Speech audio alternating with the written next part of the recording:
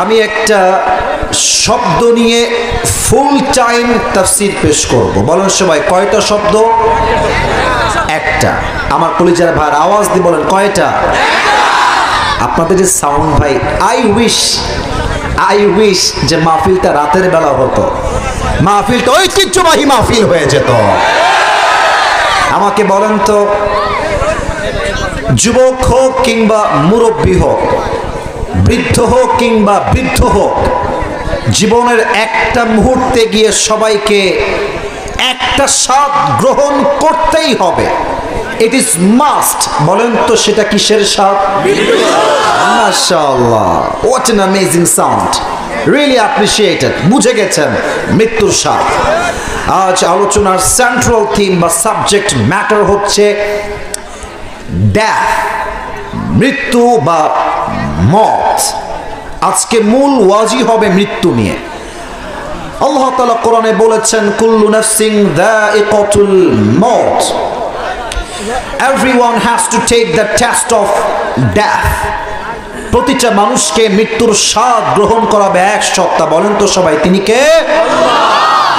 ঢাকার ফরিদপুরে যে সদর হসপিটাল আছে, মনে করেন কাল সকালবেলা আপনার বুকে প্রচন্ড পরিমাণে ব্যথা উঠে গেছে, সকাল 10টা বাজে, খুব দ্রুত রেডি হয়ে মেডিকেল গিয়েছেন ডাক্তারকে দেখানোর জন্য, যে স্যার দেখেন তো আমার বুকে কি হয়েছে, প্রচন্ড ব্যথা আমার বুকে।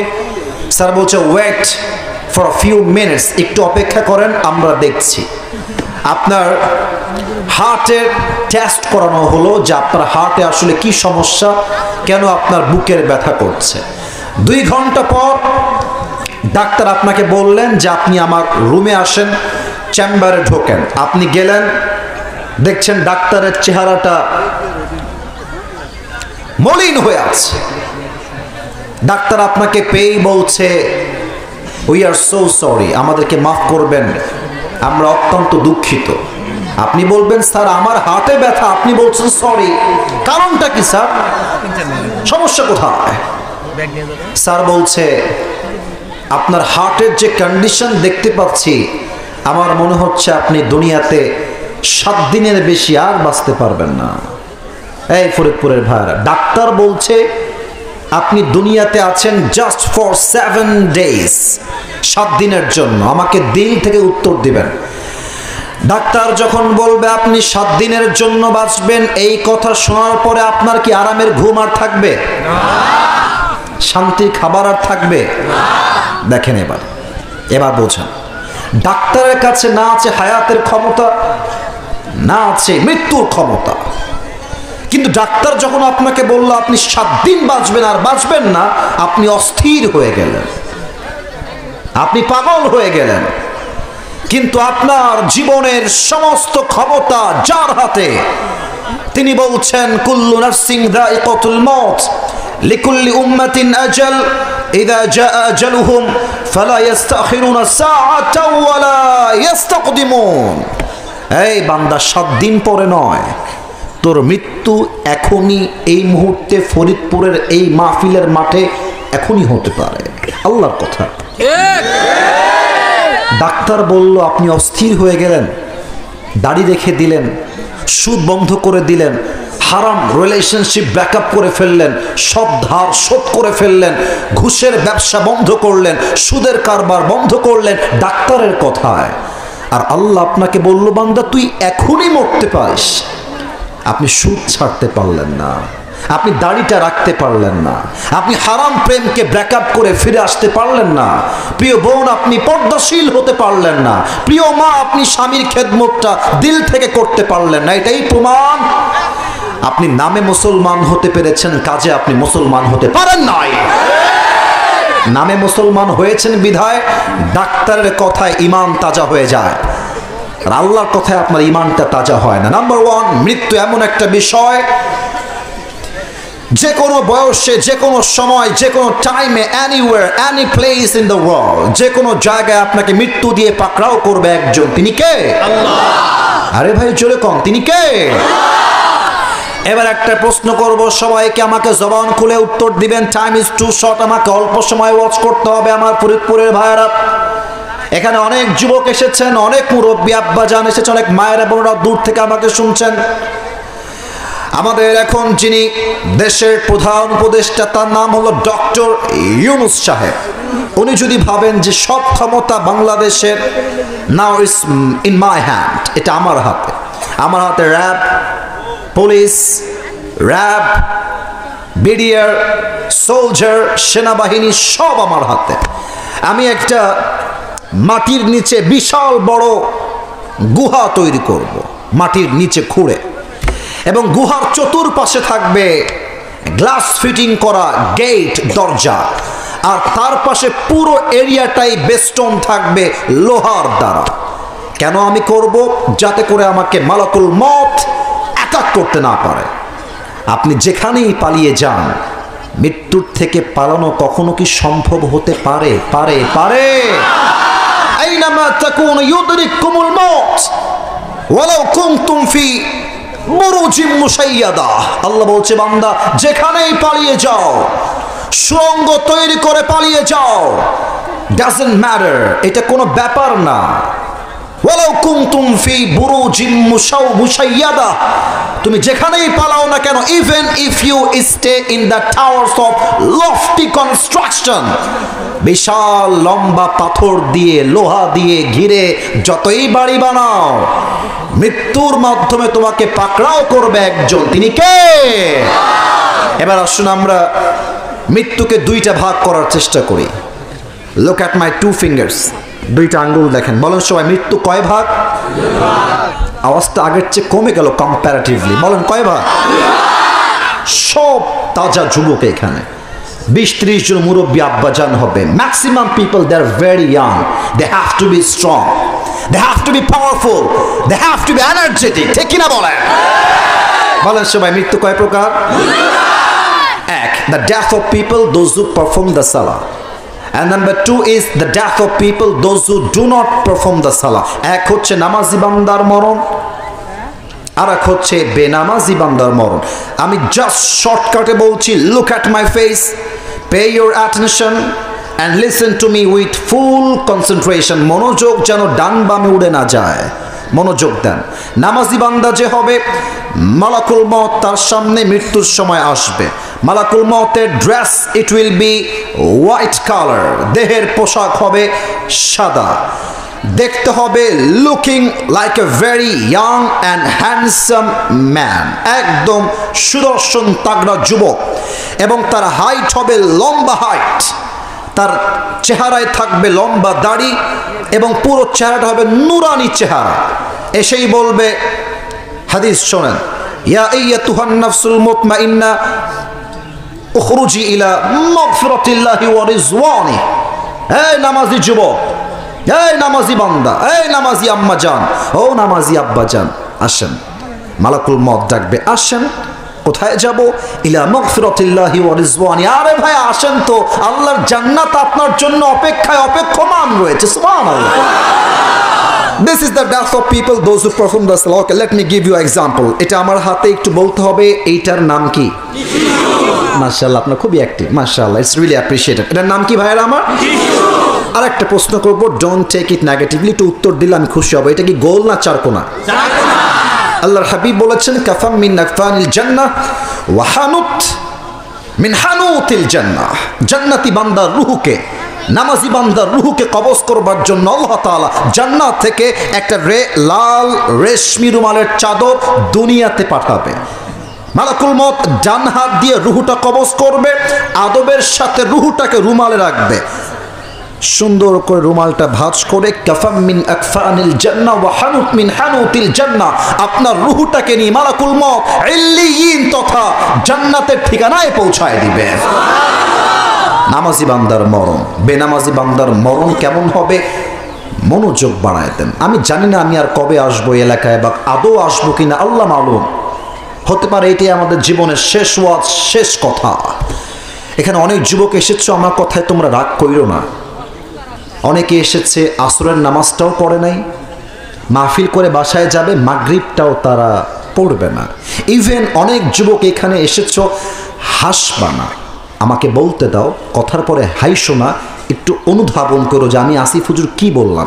আমি যদি এখন এখান থেকে নেমে যাই এবং মাঠে গিয়ে কয়েকজন যুবকের পকেটে আমি হাত দেই, হতে পারে কোনো এক যুবকের পকেট থেকে এখন বিড়ির প্যাকেট বের হবে। আমি যদি কোনো একটা যুবকের মোবাইল ফোনটা এখন নিয়ে নেই, বলি পাসওয়ার্ড খুলে দাও আমাকে, আচ্ছা হুজুর বলেছে আমি না করতে পারবো না, ঠিক আছে হুজুর পাসওয়ার্ড করে দিলাম, দেখেন ফোনে কি আছে। আমি বলতে পারবো গ্যারান্টি সহকারে এখানে অনেক যুবকের মোবাইল ফোনে এখন হিন্দি সং হাজারটা নয় শত শত পাওয়া যাবে। আমি এখন একটা যুবকের ফোন নিয়ে যদি ইনস্টাগ্রাম চেক করি, ও টিকটক আইডি চেক করি, দেখা যাবে সেই যুবকটা অনেক অর্ধ উলঙ্গ মেজা টিকটকে নেচে বেড়ায়। সে যুবক তাদের আইডি ফলো করে টিকটকে রেখে দিয়েছে। বলেন ভাইরা, এই চিন্তা চেঞ্জ না করলে ওয়াজ দিয়ে লাভ হবে কোথায়? একটু মাথাটা খাটায় চিন্তা করেন। বেনামাজি যুবকের সামনে যখন মালাকুল মওত আসবে, তার দেহের পোশাক হবে ব্ল্যাক, কালো কুচকুচে, চোখ হবে টকটকে লাল, পা থাকবে জমিনে, মাথা থাকবে বিশাল লম্বা আকাশ বরাবর, ভয়ঙ্কর চেহারা, দেহের রং হবে নীলাভ বর্ণের চেহারা। এসেই ডাক দিয়ে বলবে, ইয়া আইয়াতুহান নাফসুল খাবিথা উখরুজি ইলা গাযাবিল্লাহ, এই বেনামাজি বান্দা বের হয়ে আয়, আল্লাহর গজবের দিকে, জাহান্নামের দিকে বের হয়ে আয়। একটা ধমকে বেনামাজি রুহটা যখন বের হবে, মালাকুল মওতের হাতে আসবে না, একবার ডান দিকে দৌড় দিবে, বাম দিকে দৌড় দিবে, আরেকবার পেছনের দিকে দৌড় দিবে। আয় হায় আল্লাহু আকবার। মালাকুল মওত তার বাম হাত দেখেন সবাই আমার, look at my left hand, বাম হাত দেখেন।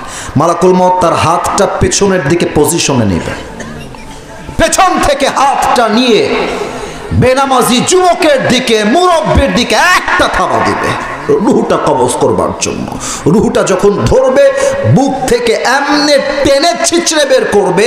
হাদিসে আসছে একটা জীবিত ছাগলকে যাবেহ না করে তার চামড়া কেউ যদি ব্লেড দিয়ে কেটে ফেলে, ওই ছাগলটার যে পরিমাণ কষ্ট হয়, তার চাইতে কমসে কম 70 গুণ বেশি কষ্ট দিয়ে বেনামাজির রুহকে কবজ করা হবে। বলেন সবাই নাউজুবিল্লাহ। আল্লাহ আমাদের সবাইকে তুমি মৃত্যুর আযাব থেকে বাঁচাই দিও। সবাই পড়েন আমিন। মত যখন শেষ হয়ে যাবে, the life of grave will be start now. পরকালের জীবন, কবরের জীবনটা এখন থেকেই শুরু হয়ে যাবে। আমি একটা প্রশ্ন করব সবাইকে, হতে পারে আপনারা 95 ভাগেরও বেশি মানুষ আমাকে ভুল উত্তর দিবেন, so please think before you answer of my question. একটু ভেবে আমাকে উত্তর দিবেন। ফরিদপুরের ভাইয়ারা, আলেম ওলামাকে উত্তর দিবেন না, আপনারা আমার চাইতে you know better than me, আপনারা আমার চাইতে অনেক ভালো জানেন ভাই। যুবক ভাইয়ারা, মুরব্বীরা বলবেন, বলেন তো কবরের মোট প্রশ্ন হবে কয়টা? 3টা না 4টা। এখানে একজন বলেছেন that is the right answer. কবরের মোট প্রশ্ন হবে 4টা। আমি বলছি, আপনার উত্তর দেন। প্রথম প্রশ্ন, তোমার রব কে? এত আস্তে আশা করি নাই, বলেন না সবাই জোরে সোরে, কে? আল্লাহ আমার রব, দমে দমে তনু মনে তারি অনুভব, তোমার দুনিয়াতে আমি যেদিকে তাকাই, অথই নিয়ামতে ডুবে আছি সবাই। পাখ পাখালির কণ্ঠে শুনি তাসবি কল রব, তাসবি কল রব, আল্লাহ আমার রব, এই রবই আমার সব। রব কে? নাম্বার 2, আমার নবিয়ুকা তারিফু হাযা রাজুল, do you know this person, who is he? তাকে তুমি চেনো? যার মুখে দাঁড়িয়ে আছে নবীর সুন্নাহকে যা জীবন ইনস্ট্রাকশন হিসেবে ফলো করেছে, সে বলবে হাযা নবিয়ুনা মুহাম্মাদুর রাসূলুল্লাহ সাল্লাল্লাহু আলাইহি ওয়াসাল্লাম। তবে সবাই কিন্তু উত্তর করতে পারবে না। আমার মুখের দিকে একবার সবাই দেখেন, আমি ঘেমে গেছি, আমি বুঝতেছি।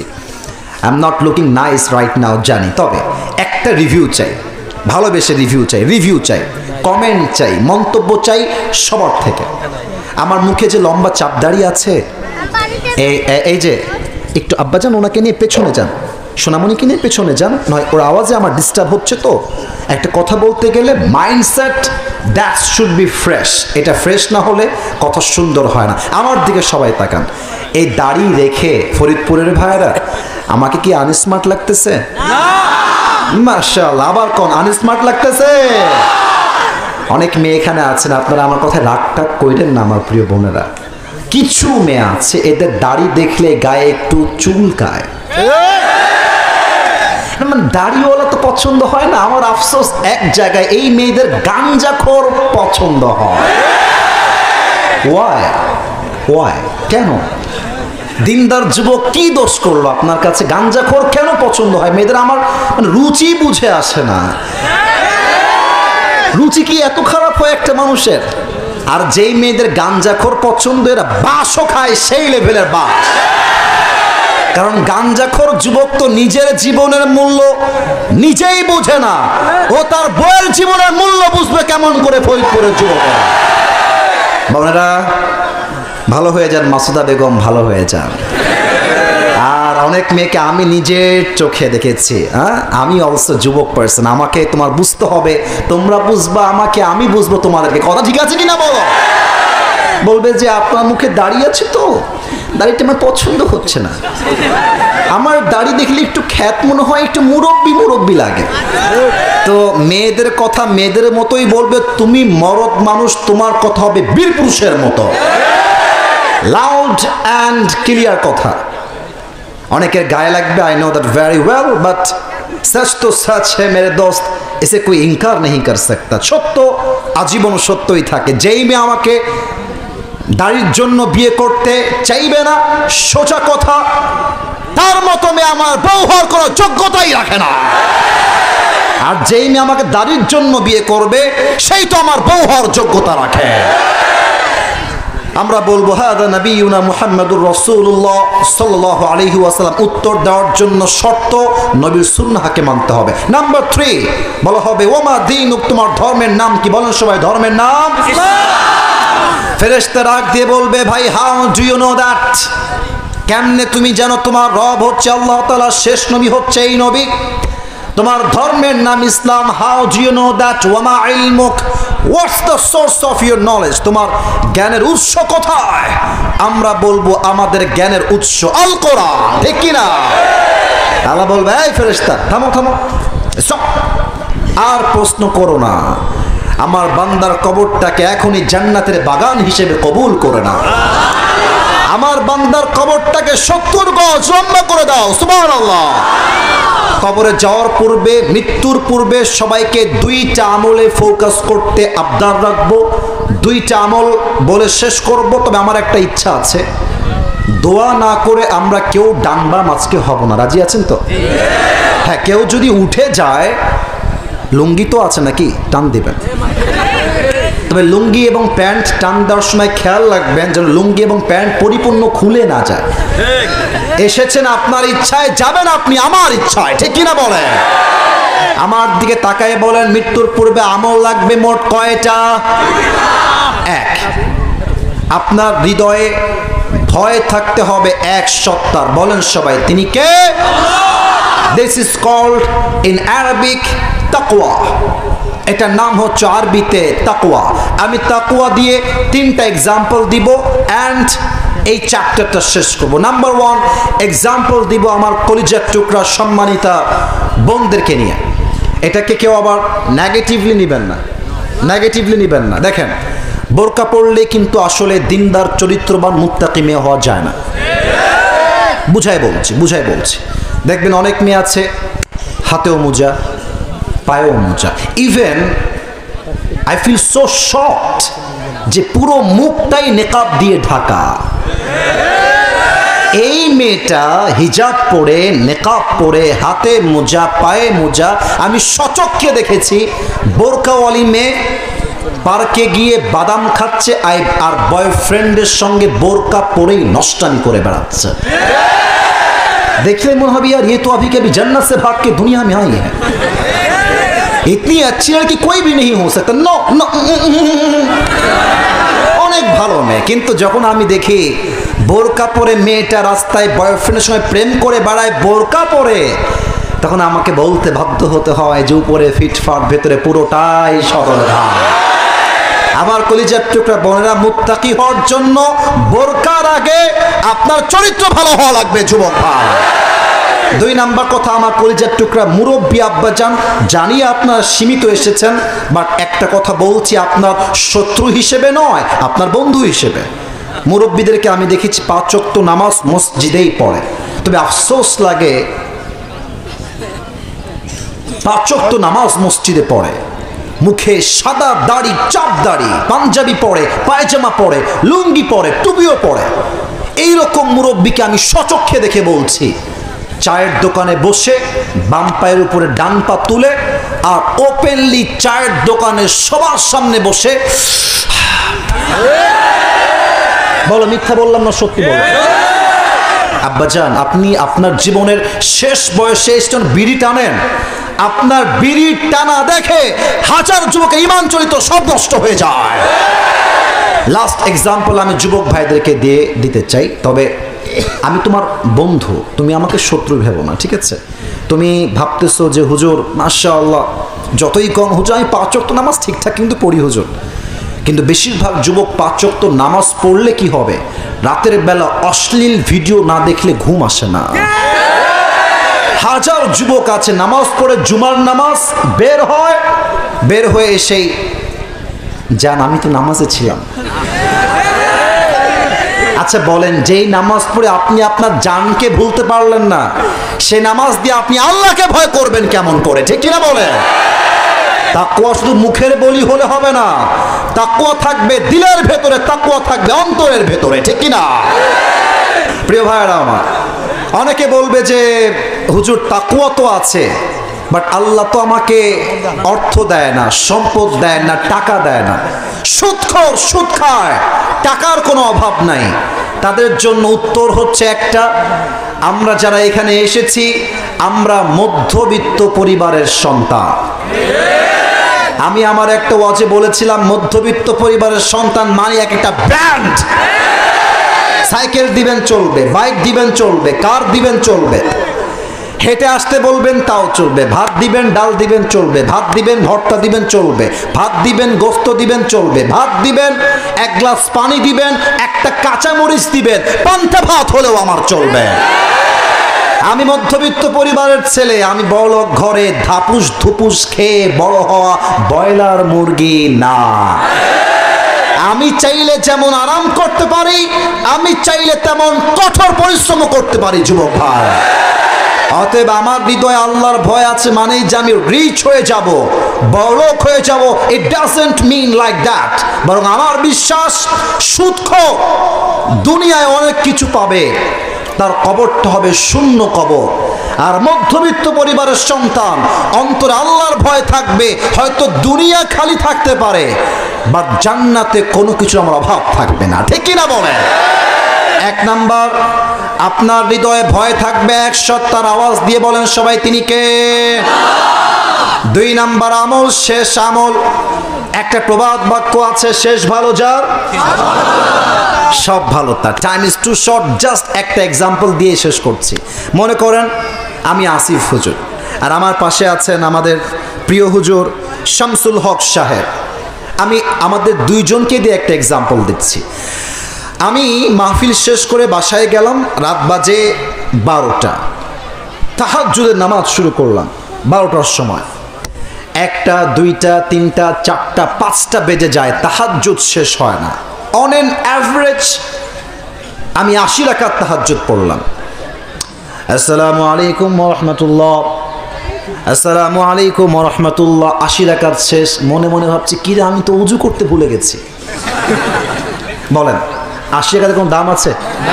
আচ্ছা, আমার আব্বাজান যিনি আমার ওস্তাদ সমতুল্য শামসুল হক সাহেব, উনি 80 রাকাত না, জাস্ট 2 রাকাত পড়লেন, জাস্ট 2 রাকাত। অজু করে তাদিল আরকান সব কিছুকে মেইনটেইন করে স্লোলি 2 রাকাত পড়তে লাগে 5 মিনিট, উনি নিলেন 20 মিনিট। লম্বা কেরাত পড়ে একদম স্লোলি ধীরস্থির ভাবে 2 রাকাত পড়লেন। এবার আমাকে বলেন, আমার 80 রাকাতের দাম বেশি না আমার আব্বাজানের মাত্র 2 রাকাতের দাম বেশি? কারণ কি, এটা সংখ্যায় কম তবে কোয়ালিটি ভালো, কোয়ালিটি ভালো।